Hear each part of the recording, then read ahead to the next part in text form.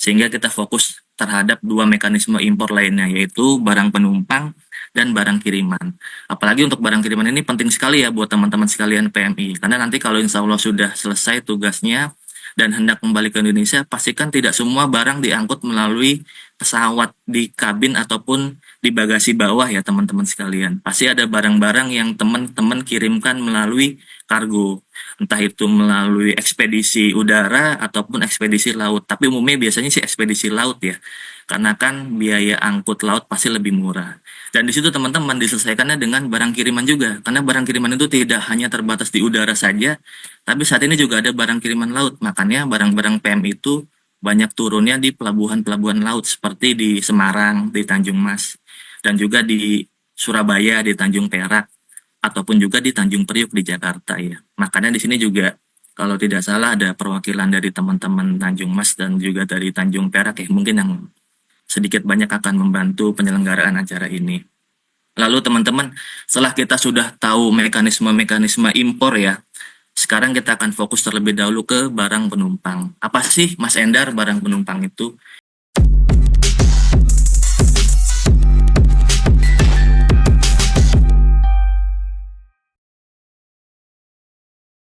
CV dari Bapak Endar Darmindra.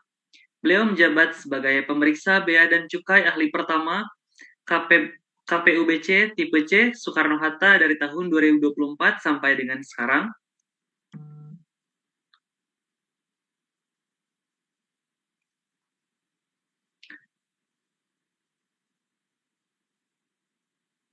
Selanjutnya ialah yang ditunggu-tunggu, yaitu penyampaian informasi dari Kantor Pelayanan Utama Bea Cukai Soekarno-Hatta tentang barang penumpang dan IMEI. Kepada Bapak Endar Darmindra, kami persilahkan. Ya, baik, terima kasih Mas Rifki atas kesempatan yang diberikan. Mohon izin suara saya apakah dapat terdengar dengan baik sama Bapak Ibu sekalian? Sudah Bapak terdengar, Pak. Ya, baik, terima kasih. Ini untuk share screen-nya dari narasumber atau dari panitia Bu Ida yang share screen? Bapak boleh coba dulu, mungkin nanti Oh ya, kalau baik. kalau ada kendala kita backup. Terima kasih Pak. Siap. Apakah sudah terlihat Bapak Ibu sekalian? Tampilan Siap, ada Pak. Bapak terlihat Pak, alhamdulillah. Coba kita. Ya, baik. Bismillahirrahmanirrahim. Assalamualaikum warahmatullahi wabarakatuh.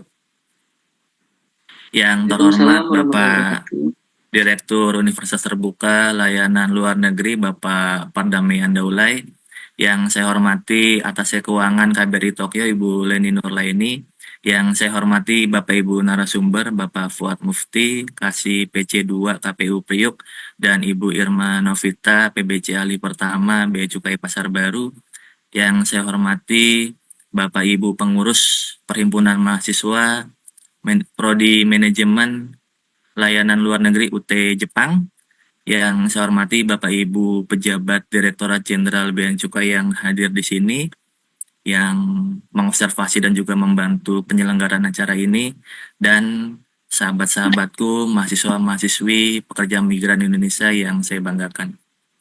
Merupakan suatu kebanggaan bagi saya bisa hadir dan tampil di sini di acara yang luar biasa ini, dan juga di hadapan orang-orang yang luar biasa pula. Siapa lagi kalau bukan Bapak Ibu, teman-teman yang ada di forum ini. Tepuk tangan dulu untuk kita semua.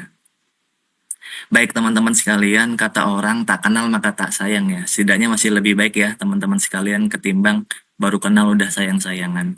Perkenalkan, nama saya Endar Darmindra, saya adalah salah satu pendiri dari Bravo Bea Cukai 15225, suatu kontak center yang ada di Direktorat Jenderal Bea dan Cukai. Saat ini saya tergabung di KPU Bea Cukai Soekarno-Hatta sebagai penyuluh layanan informasi. Di samping profesi saya sebagai Bea dan Cukai, saya juga kerap mengisi waktu dengan mengajar, baik terkait mengenai kepabeanan maupun di luar kepabeanan, baik di kantor maupun di luar kantor. Tidak terhenti sampai di situ, saya juga kerap berbagi informasi melalui platform media sosial yang saya kelola, yakni BCpedia, suatu akun media sosial yang berisikan infografis peraturan-peraturan kepabeanan dan cukai yang saya sudah rangkum sedemikian rupa agar dapat mudah dimengerti oleh semua pihak. Teman-teman nanti bisa menjangkaunya di _BCpedia.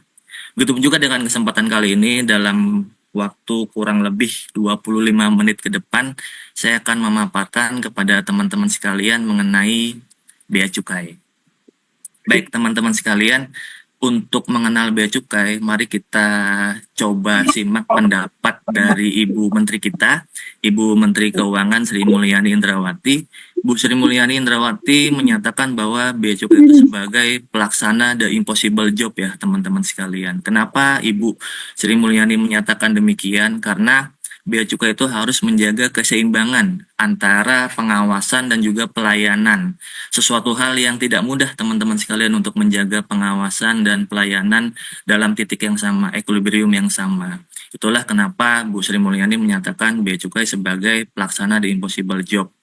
Lalu bea dan cukai itu sendiri tugasnya apa sih gitu ya teman-teman mungkin bertanya, sebagai unit yang melakukan pengawasan lalu lintas arus barang yang keluar dan masuk wilayah Indonesia. Kalau masuk itu disebutnya dengan impor ya. Kalau keluar itu disebutnya dengan ekspor. Dan untuk impor itu sendiri, karena kita di sini topiknya adalah fokusnya di impor, itu ada berbagai macam mekanisme teman-teman yang bisa kita ketahui. Ada impor umum. Impor umum itu biasanya dilakukan oleh badan usaha, biasanya melalui pelabuhan dan juga dengan kontainer besar ataupun kalaupun di udara itu dengan kargo yang besar. Namun yang bisa dilakukan oleh semua pihak adalah yang selanjutnya ini, yaitu impor dengan mekanisme barang penumpang dan juga impor dengan mekanisme barang kiriman serta pelintas batas. Pelintas batas itu lebih menitik beratkan kepada daerah yang terdapat perbatasan darat ya. Jadi karena teman-teman ini di Jepang dan Jepang sama Indonesia tidak berbatasan darat, sehingga kita fokus terhadap dua mekanisme impor lainnya, yaitu barang penumpang dan barang kiriman. Apalagi untuk barang kiriman ini penting sekali ya buat teman-teman sekalian PMI. Karena nanti kalau insya Allah sudah selesai tugasnya dan hendak kembali ke Indonesia, pastikan tidak semua barang diangkut melalui pesawat di kabin ataupun di bagasi bawah ya teman-teman sekalian. Pasti ada barang-barang yang teman-teman kirimkan melalui kargo. Entah itu melalui ekspedisi udara ataupun ekspedisi laut. Tapi umumnya biasanya sih ekspedisi laut ya. Karena kan biaya angkut laut pasti lebih murah.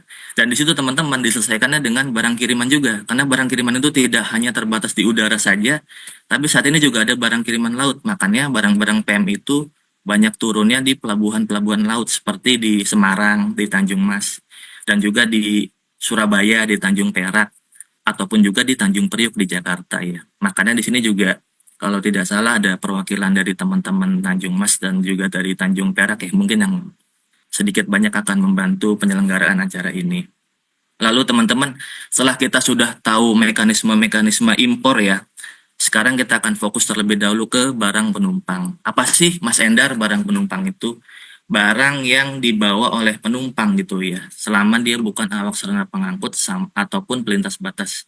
Sebenarnya sudah jelas ya kalau kalimat terakhir itu hanya penegasan saja, karena pasti penumpang sama awak sarana pengangkut itu berbeda. Karena kalau penumpang pasti punya paspor, mohon maaf, pasti penumpang itu memiliki tiket dan boarding pass. Sementara kalau sarana pengangkut ya karena memang kerjanya di maskapai sebagai pilot ataupun sebagai pramugari atau pramugara, pasti tidak punya tiket dan boarding pass ya teman-teman sekalian. Sementara tadi pelintas batas sudah jelas, lingkupnya di perbatasan darat.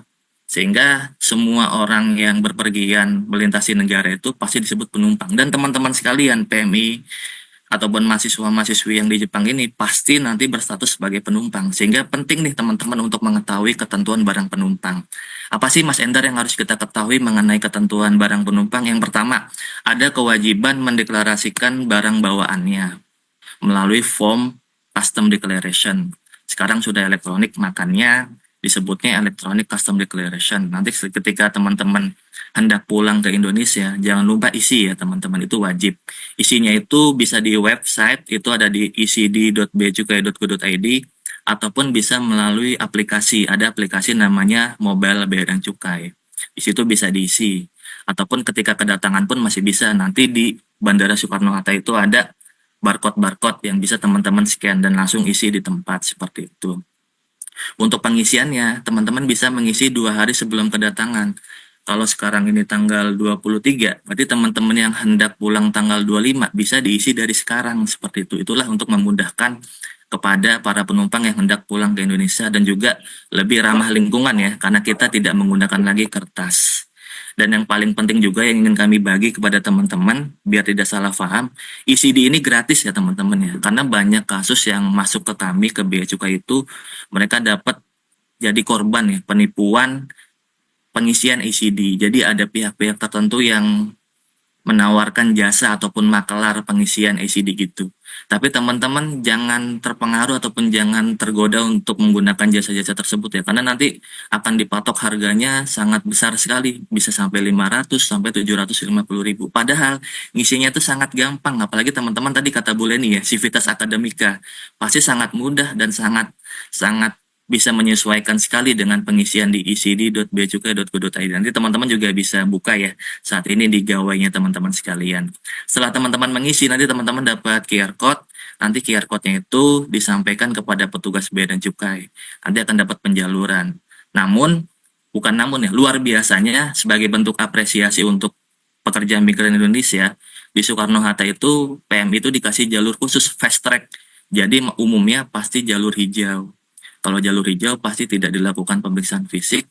Kalau tidak dilakukan pemeriksaan fisik pasti jarang sampai ke penetapan pajak. Pasti udah dikasih pembebasan bea masuk dan pajak dalam rangka impor. Karena nanti kita akan jelaskan ya, ada ketentuan fiskalnya untuk barang penumpang ya. Apa sih ketentuan fiskalnya untuk barang penumpang, Mas Endar? Sebelum mengetahui ketentuan fiskalnya, kita ketahui dulu penggolongan barang penumpang ya. Ada personal use sama non personal use. Sederhananya apa sih Mas Endar? Kalau untuk non personal use itu, ketika teman-teman membawa barang yang ternyata untuk diperjualkan kembali, ataupun untuk diperdagangkan, ataupun untuk kepentingan perusahaan, itu pasti masuk ke dalam barang non personal use. Sederhananya itu seperti itu saja yang untuk teman-teman ketahui ya. Sehingga kalau teman-teman nanti di sini terbesit untuk membawa barang yang sekiranya untuk diperjualkan kembali, karena saya tidak tertutup kemungkinan ya, pasti teman-teman berusaha untuk mencari tiket pengganti pulang gitu ya, uang penggantian tiket misalnya, ya nggak apa-apa, tapi yang penting dideklar nanti ya, dideklar di ECD, nanti ada kolom membawa barang yang untuk peruntukan non personal use, nanti tolong dideklar ya teman-teman sekalian. Lalu bagaimana Mas Endar ketentuan fiskalnya? Untuk barang personal use itu dikasih pembebasan setiap penumpang per kedatangan sampai dengan nilai 500 US dollar. Dan atas kelebihannya baru dikenakan perpajakan. Untuk bea masuknya flat 10%, PPN setara dengan 11% ya. Walaupun di undang-undangnya itu angkanya tertulisnya 12%, tapi nilai realnya adalah 11%. Karena ada koefisien baru, nilai lain namanya, DPP-nya berupa nilai lain. Nilai lain itu adalah 11/12 dari nilai impor. Jadi kalau 12 dikali 11/12 ya, ujung-ujungnya juga 11% juga ya teman-teman sekalian. Kalau PPH karena umumnya barang penumpang itu masuk ke lampiran A, PMK 110 tahun 2018 tentang perubahan atas PMK 34 tahun 2017, umumnya rata-rata 10% kalau memiliki NPWP. Kalau tidak memiliki NPWP, maka 100% lebih tinggi, jadi 20% untuk PPH-nya. Sedangkan kalau untuk barang non personal use itu tidak dapat pembebasan 500 US dollar teman-teman. Dan juga berlaku ketentuan pembatasan dan larangan. Pembatasan itu apa sih Mas Endar? Kalau larangan jelas ya, barang tersebut dilarang sama sekali masuk ke Indonesia. Sementara kalau pembatasan itu boleh masuk ke Indonesia selama dapat izin dari kementerian lembaga terkait. Nanti teman-teman harus tahu kalau Bea Cukai itu sebagai pelaksana tugas titipan dari kementerian lembaga terlain. Contoh misalnya Badan POM. Sederhananya Badan POM menyampaikan ke Bea Cukai, Mas Endar, kalau ada barang berupa makanan, jangan disegera keluarkan dulu ya. Tolong pastikan makanan tersebut sudah dapat izin dari kami. Jadi teman-teman nanti jangan salah paham ya. Jangan berprasangka negatif terlebih dahulu. Wah, kok Bea Cukai suka nahan-nahan barang, uang-uang saya yang bayar, kok sama negara dilarang. Sebenarnya bukan seperti itu teman-teman. Ada niat mulia yang dibalik semua itu yang teman-teman perlu ketahui. Bea Cukai menjalankan tugas itu untuk menjalankan fungsinya sebagai community protector. Jadi harus memastikan barang yang masuk ke Indonesia itu aman, sehat, dan juga terjamin keselamatannya untuk dikonsumsi oleh masyarakat Indonesia. Dan lebih jauh lagi, kalau boleh lihat sebagai helikopter view lagi gitu ya teman-teman. untuk melindungi industri dalam negeri juga, karena biar tercipta level playing field yang sama. Kalau ada barang masuk ke Indonesia tidak bayar pajak, sementara industri dalam negeri kita udah di dalam negeri patuh bayar pajak, pasti mereka akan kalah bersaing. Karena pasti HPP-nya akan kalah dong antara barang dengan pajak sama barang yang tidak dengan pajak. Pasti akan kalah, pasti akan lebih murah barang yang tidak dengan pajak yang masuk dengan diam-diam seperti itu, atau istilah kita adalah black market seperti itu. Jadi akan bisa menggerus industri dalam negeri kita. Itulah niat mulia yang harus teman-teman ketahui, bahwa disitulah peran Bea Cukai hadir untuk melindungi masyarakat kita dan juga untuk melindungi industri dalam negeri kita. Itu ya teman-teman yang mau saya bagi di sini, mumpung ini adalah sifatnya preventif ya, biar teman-teman tahu kalau kalau membawa barang ke Indonesia itu ternyata memiliki dampak yang besar gitu ya. Bukan tentang ini barang-barang saya, uang-uang saya kok negara nahan-nahan, bukan. Tapi ada maksud yang lebih mulia lagi di balik semua itu. Dan saya harap teman-teman dapat mengerti di forum ini. Setelah kita mengetahui perlakuan fiskalnya, yang kita tidak kalah penting adalah mengetahui ketentuan batasan pembawaan cukai ataupun barang kena cukai. Barang kena cukai ini saat ini baru 3 ya teman-teman ya, baru 3. Yaitu adalah hasil tembakau, lalu juga ada etil alkohol sama minuman mengandung etil alkohol, atau bahasa kita sehari-harinya adalah minol atau miras ya teman-teman. Jadi kalau teman-teman bawa hasil tembakau seperti rokok, cerutu, dan juga produk-produk pengolahan tembakau lainnya, misalnya cairan vape yang mengandung nikotin, itu ada batasannya teman-teman ya. Dan hanya boleh membawa sebagaimana yang tertera di slide di depan teman-teman itu. Kalau lebih bagaimana Mas Endar?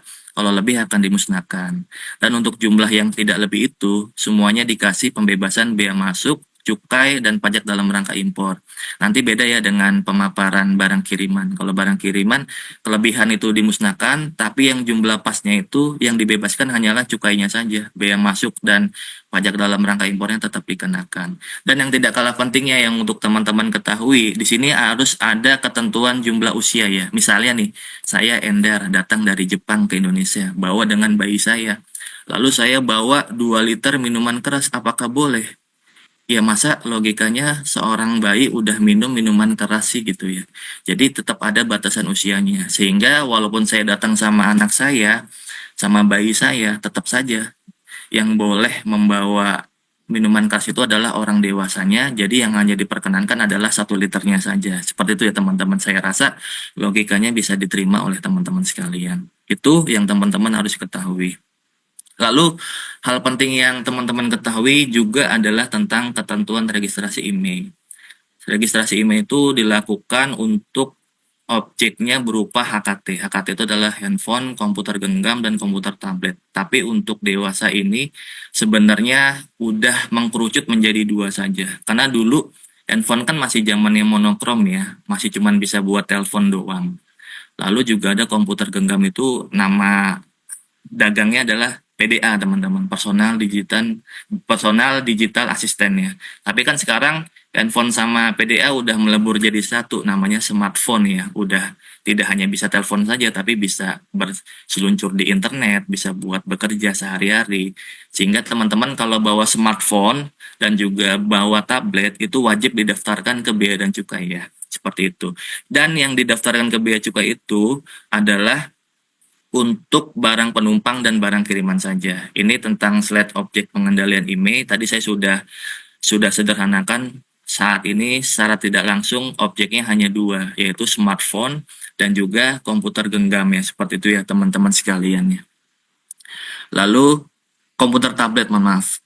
Lalu selanjutnya untuk konsep yang perlu teman-teman ketahui, untuk badan usaha ya teman-teman sekalian, itu pendaftarannya adalah pada saat pemenuhan ketentuan larangan dan pembatasan. Jadi kalau badan usaha itu melalui kementerian lembaga terkait, salah satunya adalah di Kemenperin. Makanya nanti pengecekan IMEI-nya itu adalah di website Kemenperin. Sementara kalau untuk teman-teman nantinya sebagai penumpang yang masuk ke Indonesia ataupun sebagai penerima barang kiriman, itu bisa pendaftarannya di Bea dan Cukai. Seperti itu ya teman-teman sekalian. Ini suara saya semakin kecil ya? Apa bisa terdengar dengan baik oleh teman-teman sekalian?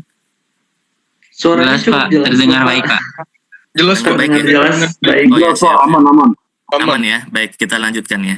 Jadi teman-teman jangan sampai salah konsep ya. Kalau yang didaftarkan ke Bea Cukai untuk smartphone dan juga tablet itu untuk dua mekanisme impor tadi, mekanisme impor barang penumpang dan juga barang kiriman. Apalagi kalau teman-teman sebagai mau memanfaatkan fasilitas PMI-nya ya. Untuk PMI berarti mau tidak mau teman-teman kalau ingin mendaftarkan HKT-nya harus melalui barang penumpang ya. Karena kalau pakai fasilitas barang kiriman itu di PMK 141 tahun 2023 ada negatif list untuk pekerja migran Indonesia. Jadi kalau mau pakai fasilitas pembebasan yang PMI yang di barang kiriman yang 3 kali masing-masing 500 US dollar selama dia terdaftar di database BP2MI itu tidak bisa berupa HKT teman-teman. Tidak bisa berupa HKT untuk barang kiriman ya, untuk barang kiriman. Mungkin nanti akan dijelaskan lebih lanjut sama Bu Irma ya. Jadi teman-teman mau tidak mau kalau bawa HKT itu dan mau memanfaatkan fasilitas PMI-nya harus melalui barang penumpang. Jadi harus dibawa oleh teman-teman di dalam pesawat ya, seperti itu ya teman-teman. Lalu bagaimana Mas Endar tentang prosedurnya? Untuk ketentuan fiskalnya itu sama. Kalau teman-teman melalui penumpang berarti sama dengan ketentuan yang tadi saya sudah jelaskan di pemaparan yang sebelumnya, di topik yang sebelumnya. Tapi kalau teman-teman mau mengirimkan pakai barang kiriman berarti tidak bisa pakai fasilitas PMI-nya, berarti mengikuti ketentuan barang kiriman pada umumnya, yakni pembebasan bea masuknya hanya sampai 3 US dollar saja. Dan kalau nilainya di atas 3 US dollar sampai 1.500 US dollar, bea masuknya flat 7,5%, PPN-nya setara dengan 11%. PPh pasal 22 impornya dikecualikan, tidak dipungut, bea masuk tambahannya tidak dipungut atau dikecualikan. Nanti lebih jelasnya ada di pemaparannya Bu Irma ya. Jadi kalau teman-teman ingin memanfaatkan fasilitas PMI, saya ulangi sekali lagi, harus melalui barang penumpang ya di bawah. Kalau dikirim kepada sanak saudaranya di Indonesia, itu berarti mengikuti ketentuan barang kiriman secara umumnya, tidak bisa memakai fasilitas PMI yang khusus barang kiriman karena udah di step tuh di PMK 141 negatif listnya ataupun tidak boleh berupa barang AKT ya. Seperti itu ya teman-teman sekalian. Dan ini yang tadi saya yang sering saya ulang-ulangi bahwasanya teman-teman sebagai PMI itu ada fasilitasnya. Jadi tadi udah dapat pembebasan personal use 500 US dollar, ditambah lagi gitu kan, betapa baiknya negara dan betapa tingginya apresiasi negara kepada teman-teman sekalian. Jadi kalau berupa handphone, itu nilainya berapapun, tidak dibatasi 500 US dollar selama teman-teman terdaftar di website ataupun di database BP2MI, ataupun yang kontrak kerjanya terverifikasi di Kementerian Luar Negeri melalui Peduli WNI ya. Itu teman-teman bisa membawa maksimal 2 handphone dengan nilai berapapun. Apalagi saat ini mungkin ada isu yang cukup seksi ya, di mana iPhone 16 itu kan masih dilarang beredar di Indonesia melalui penjualan resmi ya, sehingga hanya bisa dimasukkan melalui perorangan dan salah satu mekanismenya adalah dengan barang penumpang. Jadi kalau teman-teman mungkin ingin memiliki iPhone 16 dan juga ingin bisa menunjukkan kepada teman-teman di Indonesia, karena teman-teman di Indonesia itu pasti jarang sekali yang punya iPhone 16 itu kan. Teman-teman bisa memanfaatkan fasilitas PMI ini, bawa handphonenya ke dalam mekanisme barang penumpang. Nanti prosedurnya saya akan jelaskan di slide yang selanjutnya. Tapi sebelum itu, HKT itu selain pakai fasilitas barang penumpang, bisa juga pakai fasilitas PMI, ternyata bisa juga pakai fasilitas barang pindahan. Mungkin nanti untuk detailnya akan dibahas oleh Pak Fuad Mufti ya. Tapi untuk barang penumpang ataupun handphone yang dibawa penumpang, itu bisa ternyata teman-teman diselesaikan dengan mekanisme barang pindahan. Jadi teman-teman ini sangat leluasa sekali nih, bisa menggunakan banyak fasilitas. Teman-teman sebagai PMI bisa pakai fasilitas PMI, teman-teman juga mungkin sebagai pekerja yang di luar negeri udah 1 tahun gitu ya, apalagi sekarang dekat sama Bu Leni ya, pasti akan mudah sekali ya untuk mengurus surat-surat penanda sahkan daftar barang ataupun surat keterangan bekerja. Teman-teman juga bisa pakai fasilitas barang pindahan, tapi tetap dibatasi 2 unit. Dan pada saat datang tidak bisa ya teman-teman, Mas Endar, saya 2 unit pakai fasilitas PMI, 2 unit lagi pakai fasilitas barang pindahan, tidak bisa. Teman-teman harus memilih salah satu ya, karena tidak boleh double fasilitas ya teman-teman ya. Tapi saya ingin menyampaikan bahwa teman-teman ini banyak banget keleluasaannya untuk menggunakan berbagai macam fasilitas seperti itu ya teman-teman, untuk HKT ya, untuk HKT ya. Teman-teman bisa pakai fasilitas jalur barang pindahan bisa, teman-teman bisa pakai fasilitas jalur PMI bisa, ataupun kalau memang handphonenya murah dan di bawah 500 pakai barang penumpang pada umumnya pun juga bisa, seperti itu ya teman-teman sekalian. Lalu kita masuk ke prosedurnya. Prosedurnya bagaimana Mas Endar? Ketika teman-teman tadi datang, isi ECD, lalu teman-teman tunjukkan kepada petugas bea dan cukai, dan juga jangan lupa di kolom isian itu men-swipe ya, yes, di kolom registrasi IMEI, di kolom registrasi IMEI. Yang teman-teman jangan sampai salah paham, penyampaian ECD itu bukan berarti teman-teman sudah mendaftarkan IMEI-nya, bukan. Jadi ada step tambahan lagi, setelah udah ngisi ECD, sudah selesai penjaluran merah dan hijau itu, apalagi PMI pasti jalur hijau. Nanti setelah jalur hijau teman-teman langsung masuk aja ke posko IMEI, datang, tunjukkan paspor, boarding pass, sama fisik perangkatnya langsung. Jadi teman-teman udah tidak usah lagi ngisi formulir, tinggal tunjukkan handphonenya saja, nanti sama petugas bea cukai akan dibuka handphonenya, dilihat data IMEI yang ada di dalam handphone, ataupun dengan menekan bintang pagar 06 pagar, nanti keluar data IMEI-nya, lalu diinput oleh petugas bea dan cukai. Kalau nilainya masih di bawah 500 US dollar, itu pasti akan dapat barcode hijau, artinya teman-teman sudah terdaftar dan tidak membayar pajak. Artinya bebas bea masuk dan pajak. Tapi kalau dapat jalur merah, teman-teman harus perlu penelitian lebih lanjut. Datang ke posko sebelahnya, posko penetapan pajak, di gambar kelihatan ya di sini. Nanti akan dicek sama teman-teman di posko penetapan pajak apakah nilainya benar di atas 500 US dollar atau tidak, ataukah syarat-syarat fasilitasnya terpenuhi atau tidak. Kayak tadi syarat-syarat PMI, apakah benar terdaftar di aplikasi BP2MI atau tidak, apakah terdaftar di Peduli WNI atau tidak, ataukah syarat-syarat barang pindahannya terpenuhi atau tidak. Misalnya, oh ternyata belum 1 tahun, oh ternyata belum dapat surat keterangan dari KBRI, oh ternyata belum mendapat daftar barang yang ditandasahkan oleh KBRI. Nah itu nanti akan dicek di posko penetapan pajak. Kalau ternyata fasilitasnya terpenuhi semua, nanti teman-teman dikasih pembebasan dan selesai pendaftaran IMEI-nya. Itu output penjaluran. Tetapi kalau teman-teman nantinya setelah tiba di Indonesia buru-buru keluar, maka teman-teman bisa mendaftarkan, tapi paling lama 60 hari ya sejak kedatangan. Jadi teman-teman isi di website Bea Cukai, ada formulirnya. Kalau tadi tidak usah mengisi apapun, tinggal datang bawa handphonenya. Tapi kalau yang teman-teman lupa mendaftar pada saat kedatangan, mau tidak mau teman-teman harus mengisi formulir dulu di www.beacukai.go.id / register IMEI ya .html. Nanti dapat barcode-nya, lalu bisa datang ke kantor pelayanan Bea Cukai terdekat. Tidak perlu dan tidak harus balik lagi ke kantor Bea Cukai Soekarno-Hatta. Kalau seandainya teman-teman waktu itu landingnya di Soekarno-Hatta, bisa teman-teman datang ke kantor Bea Cukai yang terdekat, kantor pelayanan Bea Cukai terdekat. Misalnya kalau teman-teman ada di Semarang, bisa ke Tanjung Mas ataupun ke kantor Bea Cukai Semarang, ataupun kalau teman-teman ada di Tegal, mungkin bisa ke Tegal, seperti itu ya teman-teman. Namun yang mau saya tekankan, yang mau saya ingatkan, tidak dapat fasilitas pembebasan. Sayang ya teman-teman udah punya 3 fasilitas tadi itu kan, barang pindahan, barang PMI, barang penumpang umum. Tapi hanya karena teman-teman lupa, buru-buru ingin keluar, maka teman-teman jadi tidak dapat fasilitas pembebasan. Sehingga mumpung ini preventif, mumpung di sini adalah forum edukasi, jadi saya ingatkan, kalau teman-teman tiba di Indonesia langsung daftarkan IMEI-nya ya. Itu aja teman-teman. Biar teman-teman tidak kesulitan ataupun tidak kebingungan setelah itu.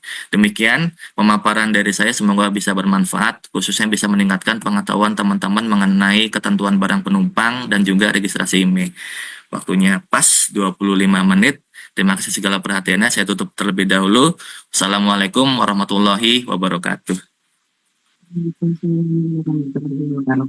Waalaikumsalam warahmatullahi wabarakatuh.